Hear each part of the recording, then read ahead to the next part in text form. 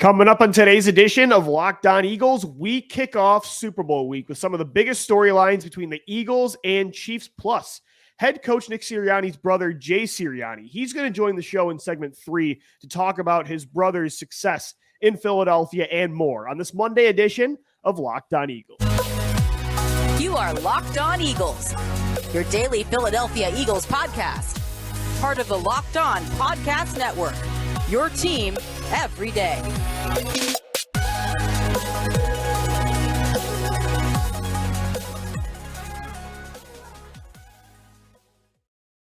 We thank you so much for making Locked On Eagles your first listen each and every day. Welcome in, Eagles fans, to Super Bowl week. This podcast is sponsored by BetterHelp. It's not a crisis line. It's not self-help. It's professional therapy done securely online. Available to people worldwide, and they have a special offer for our Locked On Eagles listeners. Get 10% off your first month at BetterHelp.com/LockedOn. I'm Louie DiBiase. He's Gino Camilleri. As I mentioned, really excited to have Jay Sirianni on the show later to kick things off. But Gino, man, overall thoughts, how you feeling? We've got media day tonight at 8 p.m.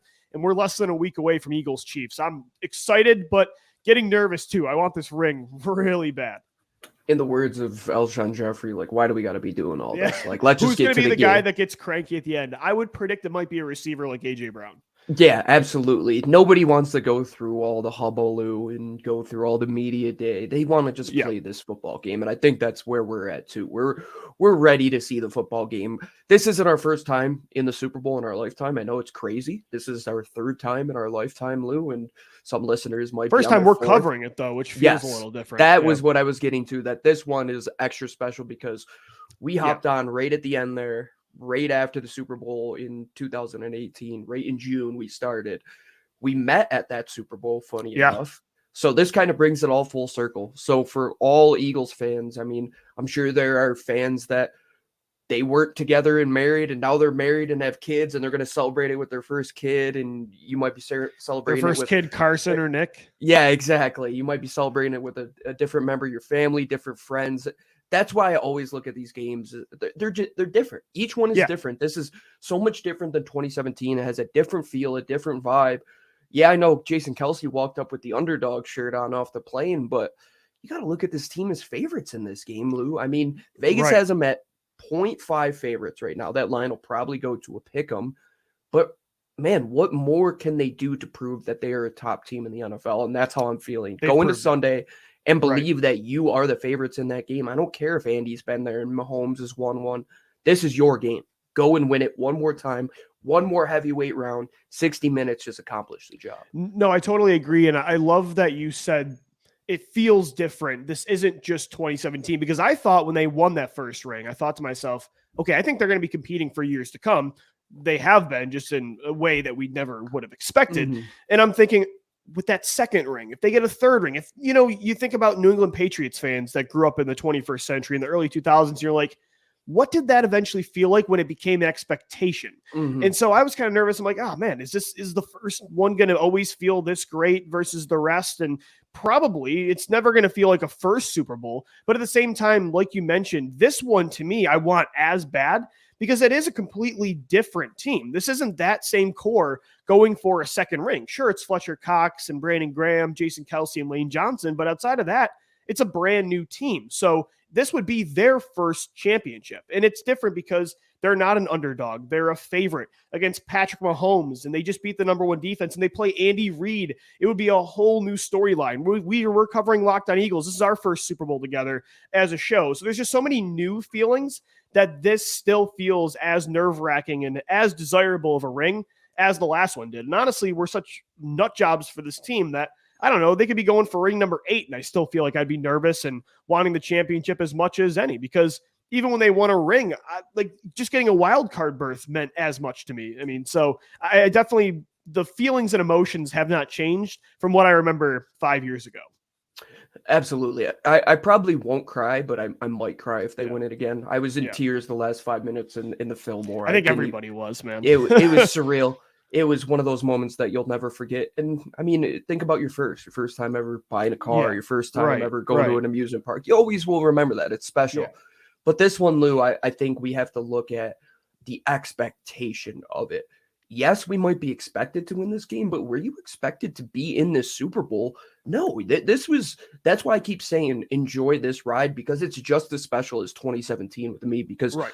we all thought that 2017 ended when Carson was done, right? And we thought it was going to end when they were battling to get that 1 seed. And we thought it was going to end in Atlanta. And it was just like, oh, they're going past expectations. Let's just enjoy this.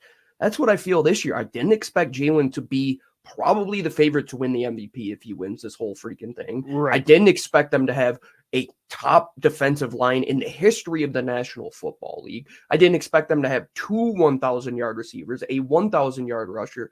So you just have to keep enjoying this, because they're going to set more records in the Super Bowl. That's probably. A great point. And the last time they played in an all-time shootout between Tom Brady. And one of the funny things I've seen, Lou, is like, oh, Patrick Mahomes will expose your defense by throwing for 400-plus yards. It's like, you do know that Tom Brady threw for 505 yards on the Eagles, and they still won, right? What an incredible story that would be, too, if your first 2 rings are against maybe the 2 greatest quarterbacks ever, or 2 of the best, Tom Brady and Patrick Mahomes. But you're right. I think when you zoom in and you've gone through the entire 2022 season, that making the Super Bowl now is an expectation, and it's not a surprise. But like you mentioned, and we've said this before on the show, when you zoom out and you start from where you felt last February after they lost to Tampa Bay in the playoffs, and even starting the season this year, we had some expectations for them. We had a lot of hope that they could win this division, that they could even win a playoff game, because we saw the potential of the roster. But yeah, I agree. I don't think any of us thought they'd be the number 1 seed with an MVP quarterback in a Super Bowl favorite against Patrick Mahomes and the Chiefs. That in itself was definitely, when you zoom out, is a surprise, and that makes the run as much fun. So all of those stories put together, and it makes for still a ring that we want really bad, and it's still going to bring up that anxiety all week. And the good thing is these players seem like they are ready to go, Gino. They're certainly going to earn this one, contrary to, some bad takes last week, which we already hit on. They're certainly going to earn this one if they win this championship. And it's a completely different room outside of 5 guys. So this is extra special for all of them, man. I mean, the only people in that building that have rings are Jason Kelce, Lane Johnson, Brandon Graham, the rest of that core that was there in 2017. Right. Your coaches are gone outside of Jeff Stoutland. Your GM has one. A couple of the scouts have one. But besides that, the players don't. 90% of the players don't. I bet you 90% of this coaching staff doesn't. And how many of them even have rings outside of Philly on this roster? That I don't know. Like Linval Joseph doesn't have one, and Dominican Sue doesn't have one. Darius Slay, Bradbury. Sue didn't win one with Tampa? Oh, he did win one. You're right. Yes. So Sue has one with the Buccaneers. But outside of that, even the veterans and other players that were with other teams, these aren't championship winners for sure. I mean, in college they did, right? But not at this level. Darius Slay, man, talk about just going through the ringer. Yeah. What's this, his 10th NFL season or close to it? And this is his first time in the playoffs. And he probably thought he'd never get there. When he came to Philadelphia, they were on the downturn of that run. 2020 comes in and they only have 4 wins. And he comes here and all of a sudden he's playing in a Super Bowl in his first playoff run. That's insane, man. Good for him. Good for a lot of these guys. James Bradbury, I feel good for. James Bradbury, to me, Lou, almost feels like that Jay Ajayi piece where he was almost like written off by a lot of the outside media. And he has a lot to prove in and of itself. And that's what I think is the best, is the individual storylines of like wanting to prove people wrong. And I think it starts at the top with your quarterback. And Gino, I'm happy for the players that came in to Philadelphia, kind of like Darius Slay comes in 2020 and he kind of missed out on all the fun, right? And now he's getting that. But also you look at guys like Miles Sanders and Dallas Goedert, and you look at Avonte Maddox on the other side of the ball. These were players that, yes, they had some runs in 2018, 2019, 2021, but I always feel bad for the players that get drafted by the Super Bowl winner and then they don't continue that because you just missed out. So it's really cool to see those guys get Dallas Goedert, man. He's got to be itching. Exactly. I mean, that guy literally got drafted. He was the first pick after they won a championship. So to see for those guys to get to this level too, awesome. There's just so many cool storylines that we're going to head on all week. We got a show for you Monday through Friday. Gino, things are different as we talked about, but there are still some fingerprints from the coach on the other side, Andy Reid and the Kansas City Chiefs. So we'll get into that coming up next. This is Locked On Eagles kicking off Super Bowl week. And this episode is brought to you by our friends over at BetterHelp. BetterHelp is daily therapy. And all you have to do is go to betterhelp.com. Use that promo code LOCKEDON, and you can chat with a live, not even just like a computer. You're not talking to a computer. You're talking behind an anonymous screen to somebody that is there for you, somebody that wants to help you with your anxiety, with your depression, with whatever you are going through. Both Lou and I are big proponents of BetterHelp. We both use BetterHelp, especially these weeks when you are going through it in the dog days of winter. You need to talk to our friends over at BetterHelp. This is brought to you by BetterHelp. Go there today, betterhelp.com/lockedon. Make sure you get therapy online, and all you have to do is talk to somebody. You don't have to give your name. You don't have to give any other information. Somebody will always be there for you on the other side. Give online therapy a try at betterhelp.com/lockedon and get out of your way to be your best self. Today's episode is also brought to you by FanDuel. This year, the only app you need at your Super Bowl party is FanDuel, America's #1 sportsbook. We're so excited about our new sports betting partner for Locked On because they're the #1 sportsbook in America for the NFL and for the Locked On Podcast Network. And if you're new to FanDuel, that's even better. They have so many great features that make betting on sports fun and easy. Download FanDuel now so you can bet Super Bowl 57 with a no-sweat first bet. You'll get up to $3,000 back in bonus bets if your first bet does not win. FanDuel lets you bet on everything from the money line to point spreads to who will score a touchdown. Gino, is there a Super Bowl bet that you're thinking of early on Monday? I went with Corey Clement to win MVP last time. I'm going Kenny Gainwell. I'm going those long shots, baby. There you go. You can bet on it all, including Kenneth Gainwell to win Super Bowl MVP at FanDuel, the official sportsbook partner of the NFL and Locked On. The FanDuel Sportsbook app is safe, secure, and super easy to use. Best of all, you can get paid your winnings instantly. So join FanDuel today at FanDuel.com/lockedon to claim your no-sweat first bet on Super Bowl 57. That's FanDuel.com/lockedon. Make every moment more with FanDuel, the official sportsbook partner of the NFL and the Locked On Podcast Network. We thank you so much for making Locked On Eagles your first listen each and every day. I'm Louie DiBiase. He's Gino Camilleri. We're kicking off Super Bowl week. The Eagles are in Arizona. They landed. They had their send-off party on Sunday afternoon, rocking the new Super Bowl Media Day hoodies and jackets. I got to get my hands on one of those. Always, that's my favorite merch to get every time they make it. This is the second time. And Gino, as we mentioned in segment 1, it's the second time in 6 years, but it's completely different when it comes to the core of this roster and just the way you got here. It's not the same consistent, team as like a New England Patriots in the early 2000s. There's been a lot of teams that have made, even the Chiefs, right? So at the same time, though, there are some similarities throughout just any year the Eagles have been really good since Andy Reid was fired in 2012. And of course, now they're taking on Andy Reid. He's the head coach of the Chiefs. A lot of his fingerprints, though, are still here. I mean, as we talked about, Jason Kelce is still here. He was a draft pick from Reid. So too was Fletcher Cox and Brandon Graham. These are some of the most important players on this team. And you know what else is still here is the philosophy of how to be good. That has never changed since Andy Reid. Reid, Chip Kelly, Doug Peterson, Nick Sirianni, they have always, and Howie Roseman is a guy that went through all those eras, they've always prioritized the trenches, right? That's how they got here then, and that's how they're getting here now.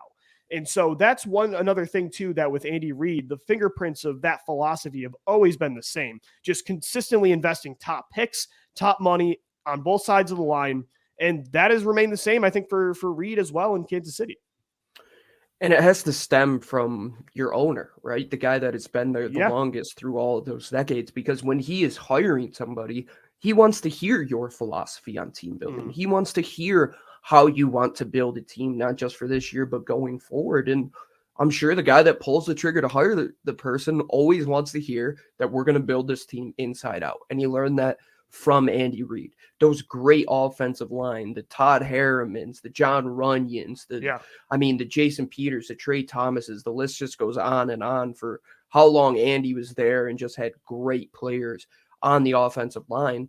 And then you build out, and we have figured out that these two teams kind of mirror each other from Andy's Super Bowl team to what this team is now, where you have a top-level defensive backcourt, a top-level defensive line, high-flying linebackers. The defense, the fingerprints are there as well. Even though, rest in peace, Jim Johnson, he isn't around anymore. Andy Reid brought in McDermott after that, and then he brought in, who did he bring in after? Sean McDermott. And after then it was McDermott. Juan Castillo. Juan Castillo, yeah, he brings in Juan Castillo, and that and Danny Watkins were the downfall for Andy Reid. But the idea has always been there. We're going to build from our offensive line, our defensive line, and we're going to build out. Andy Reid has a great quote. I forget exactly how it goes, but he says, "Give me a left tackle, a right tackle, somebody that can catch the ball, somebody that can defend somebody catching the ball, and I'll figure out the rest." So that's what the Eagles have. They have a right tackle, a left tackle, premier wide receivers, and premier guys that can stop other wide receivers. So it's clear, man. This is an Andy Reid built type of team. And it's never changed. I mean, since Andy Reid was fired in 2012, listen to these PFF numbers where the Eagles offensive line was ranked 2013 up to 2022. First, second, 12th, 7th, first, 5th, first again, 19th, 4th, and 1st. So the success has been almost better. They've definitely consistently kept that belief in place, and it's allowed them to overcome a lot, right? I mean, you look at 2019, they had like the worst core of weapons in the entire league at the end of the year, and they still won a division. You look at 2021, they didn't have an incredible passing attack, but you have an elite offensive line, Gino, and they can overcome that. Back in the early 2000s, I think they should have tried harder, but, you know, they could overcome having Todd Pinkston and James Thrash and Freddie Mitchell as your receivers because you had that offensive line. And Reid's kind of doing that now in Kansas City. He said, I'm not going to pay all this money to Tyreek Hill. I have one of the greatest quarterbacks ever in Patrick Mahomes. I'm going to invest that money in other places. I'm going to put it up front in the offensive line, the defensive line. And guess what? I mean, you saw them lose the Super Bowl 2 years ago. Why? Because they couldn't protect Patrick Mahomes. Now they changed that all up and they're back in the big game. So I think both sides have that belief. And it is kind of cool how so much has changed since Andy Reid was in Philadelphia, but at the same time, there's so much that's still the same.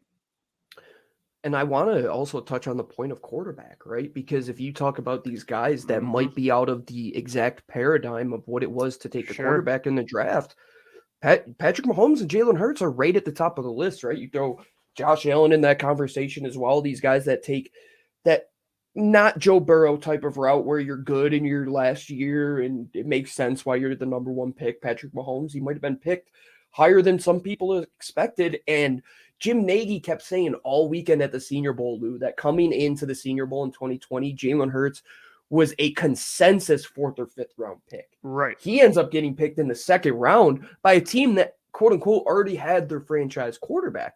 So understanding that you are nothing without that guy that touches the ball every single play, and I'm not talking about the center, I'm talking about the quarterback, you might have to look under different areas of the couch and different areas of your room to try and find the guy that works. And that's what look at the style, Gino. Look at the style of quarterback too. It's never really changed. Andy Reid liked mobile quarterbacks, Donovan McNabb and Michael Vick. And you look at Patrick Mahomes now in Kansas City, even Alex Smith when he brought him in when he first got there. The Eagles have consistently had that philosophy too, even after Reid, with Carson Wentz, with Jalen Hurts now. And it's interesting because obviously the dream team is what brought down the Reid era in Philly. But remember, the Eagles, Howie Roseman, Jeffrey Lurie, Andy Reid, they wanted Russell Wilson in that 3rd round, and they all regretted not taking him. And so that definitely could have extended the window. Luckily for both sides, they kind of found their new Wilson, that the franchise quarterback they didn't have after McNabb. And that's another huge part of why Reid and the Eagles have been able to bounce back and sustain success since they parted ways, is now they do have that guy. I mean, the Eagles literally almost have the same kind of story with Hurts in the 2nd round, a backup that nobody planned on being the guy. And Mahomes was a 1st round pick, but as you mentioned, this wasn't a 1st or 2nd overall pick. It's crazy to think now because he's the greatest in the league, but coming out of Texas Tech, everybody's like, yeah, he's got traits, but this is no sure bet. I mean, Mitchell Trubisky went ahead of him. That says all you need to know about the Downs. Farther ahead of him. Right. That says all you need to know about what the league thought at the time. Nobody was all in.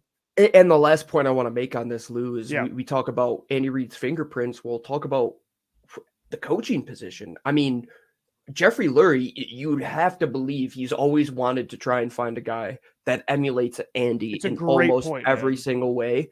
Yeah. I mean, talk about Nick, dude. What is he? He's an offensive-minded guy who's very good when it comes to play design. Not the Andy Reid level. We know that. He's been doing it twice as long as Nick Sirianni has. But somebody that gets along with the players, somebody that you talk to the players and who they talk about first, it's that coach. Andy Reid was beloved by so many people, and you hear the stories of how they still keep in contact with Andy Reid. a very similar way to Nick Sirianni, in my opinion, to where if he gives his all to the players and truly cares for them as people above everything else, they'll buy into the other stuff, and that makes it easy. And that's why I think Andy's had great success, because he's just so genuine that it makes it easy for players to buy into what Andy is selling. And he's done a really good job emulating that formula of getting Andy Reid in here in the 90s. And he wasn't a top tier coaching candidate, right? He was kind of an underrated move. And so too was Doug Peterson and Nick Sirianni. Louie is kind of the only time it didn't work was when he went for the big college coach and Chip Kelly. When he has followed this Andy Reid type of coaching search structure, it's worked out every single time. So that's another similarity. It's a good point to definitely bring up. So I think the Eagles are very happy, Gino, with Sirianni now on their side. And speaking of Sirianni, I had the pleasure of sitting down with Jay Sirianni, Nick's older brother. I talked to him for 10 minutes. We're going to play that in segment 3. It was an awesome conversation about seeing everything Sirianni has overcome this year, the energy he has, how he's made for Philly, the criticism from other fans in the media. We'll get into all that and more with Jay Sirianni right here on the Locked On Eagles podcast. So stay tuned. And guys, today's show is sponsored by Blue Nile. Valentine's Day is coming up, which means romance is in the air more than usual. I don't need to tell all you lovebirds that. You've probably had your dates planned on the calendar for weeks, but have you found the perfect Valentine's Day gift?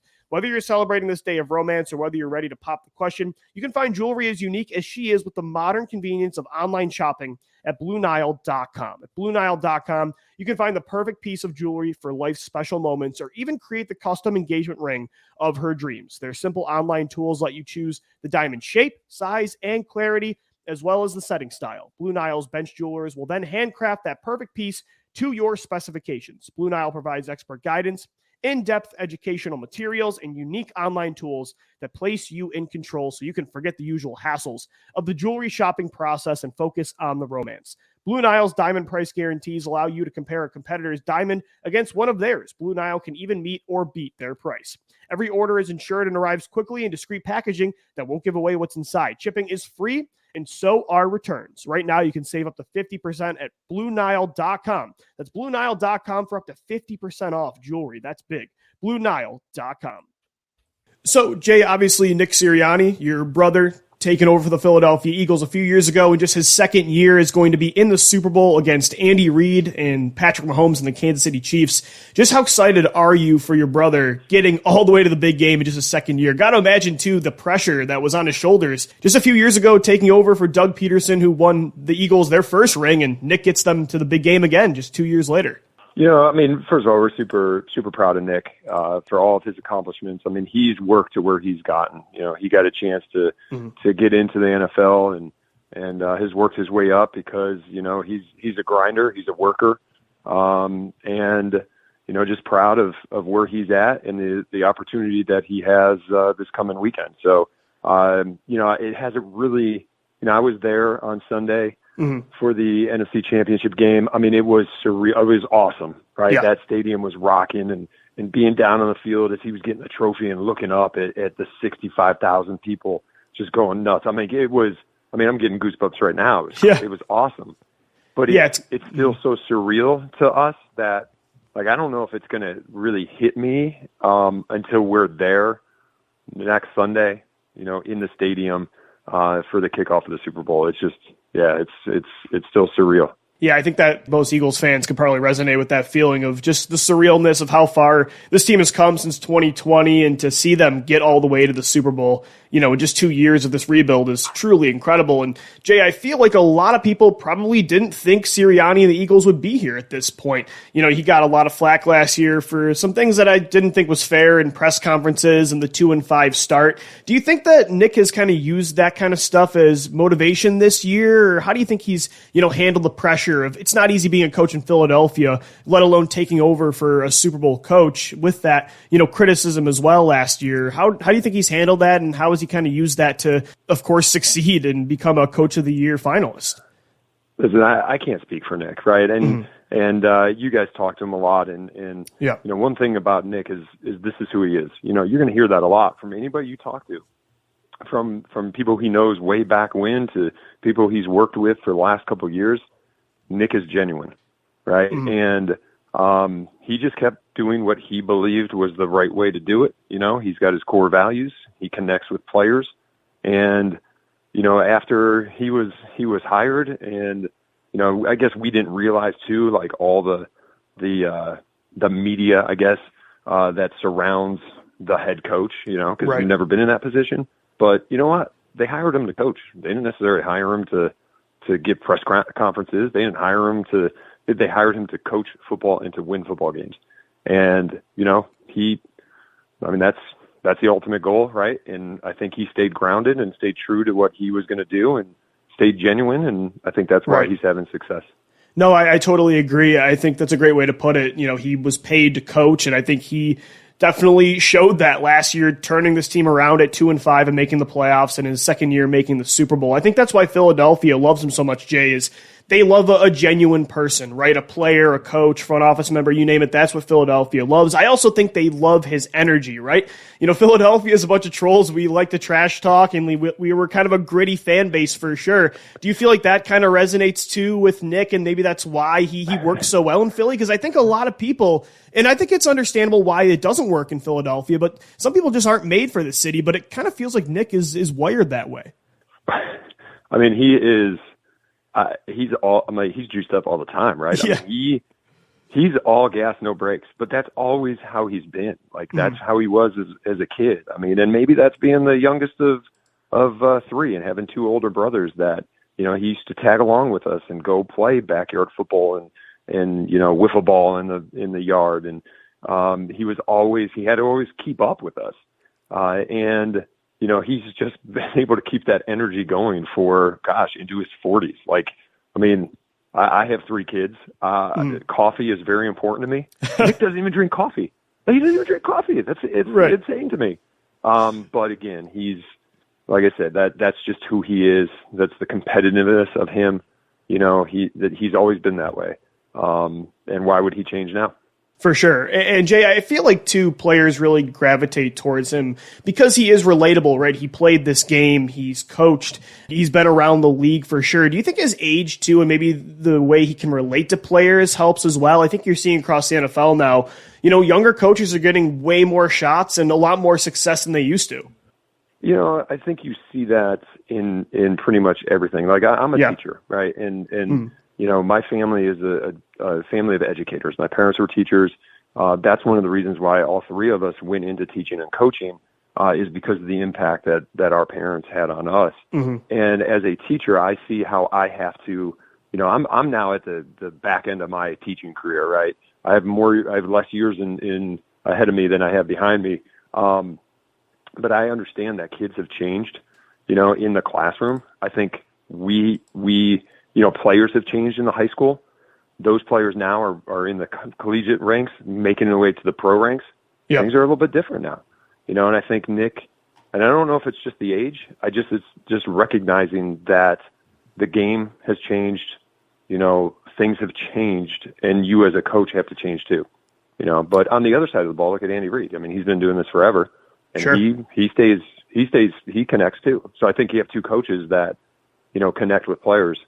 And there's no, that's why they're squaring off against one another in the Super Bowl. Totally agree. I think there's no coincidence there. Just a few more questions for you, Jay. What do you think, too, is the importance, if you think there was any?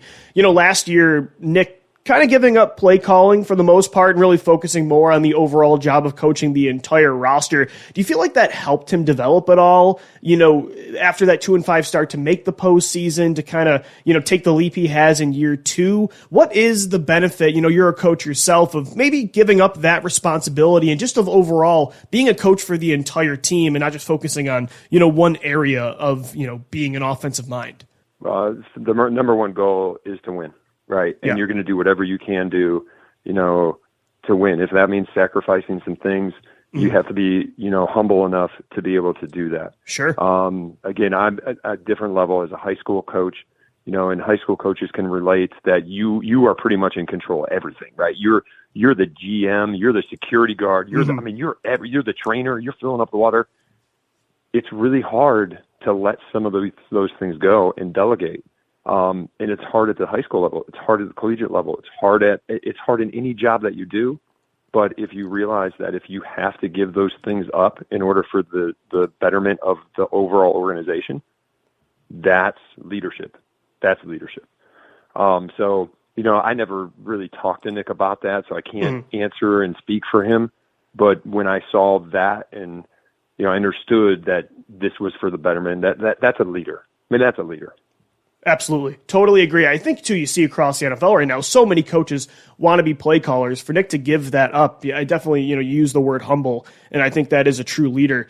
Jay, one last thing. I mean, it is kind of neat. I'm sure, you guys have thought about this, too, to see him go up against, you mentioned Andy Reid by name, maybe the greatest Eagles coach ever when it comes to the quantity of work over a long length of time from, the 90s up until 2012. And, he's going up against Patrick Mahomes and one of the most talented teams of the last decade to win that first ring. It feels like a really cool story, I'm sure, right? And you couldn't really, script a better way to get your first championship and to help Philadelphia get back to where they were, 5 years ago today. They won that first Super Bowl. And I think a lot of people, again, didn't feel like they could get back there this quick. And, he's doing it now against, again, like I said, maybe the best team since the Brady-Belichick dynasty. Right. I mean, listen, the storylines write themselves, right? I mean, when you get to this point in the Super Bowl, and, I just think when I think of the Super Bowl, I think of, man, I mean, like they show those half-hour NFL films on ESPN of like every Super Bowl. I'll watch them all. And I used to watch those when I was a kid. And now I'm thinking to myself, oh my gosh, like Nick is going to be in one of those. Right. And 10 years from now and 20 years from now, whatever plays out here on Sunday, and it's huge, like historic. I mean, the storyline, the Kelsey brothers playing against one another, I mean, that's awesome. Like the storylines are insane, but you know what? It's for a world championship. So all that stuff gets pushed to the side and you just go out and play. And I don't care if it's for a Super Bowl championship, state championship, national championship, it's for a championship. So hopefully they can stay focused and go down there to Arizona and get it done. Absolutely. Regardless, I think the Eagles are in really good hands with your brother, head coach Nick Sirianni, for the future. Jay, thanks so much for taking the time to speak with me today. And of course, enjoy the week. I'm sure it's going to be crazy for the family, but I'm sure you guys are going to take every last memory in on this. It's definitely a special thing that, as you mentioned, people look at the documentaries and now you get to be up close and personal and really experience it. So definitely excited for you guys. Thank you. Thanks. And I appreciate you reaching out, and anytime I can talk about my family, proud of them. I'm going to talk about Nick and got to get one more. Let's get one more.